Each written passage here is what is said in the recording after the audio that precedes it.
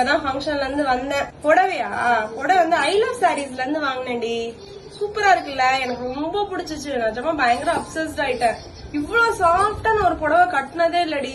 செம்மையா இருக்கு. அந்த டாசில் பாக்கணும்டி, செம்ம வெயிட். அப்படியே கலர் ஆப்ஷன் நிறைய இருக்குடி. நிஜமா சீரியஸா சொல்றேன். அந்த ஓணம்காக நான் அந்த புடவை எடுத்தேன்டி. நிறைய purple, blue, pink, rose gold நிறைய ஆப்ஷன் இருக்கு. பிளவுஸ் கூட அவங்களோடது தான்டி, அவங்களோட பிராண்ட்ஸ் தான். சூப்பரா இருக்குல்ல? கேக்குற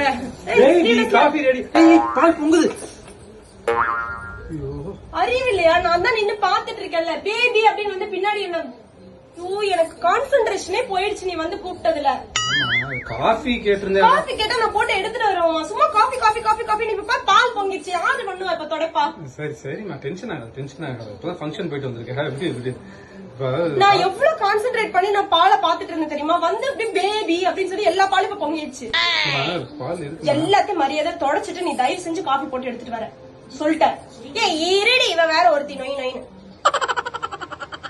தயவு செஞ்சு எல்லாத்தையும் எடுத்துட்டு வர, தொடச்சிரு. ஃபுல்லா தொடக்கணும். 2 ஃபில்டர் காஃபி. ஏன் பிறந்தாய் மகனே, ஏன் பிறந்தாயோ, ஏன் பிறந்தாய் மகனே,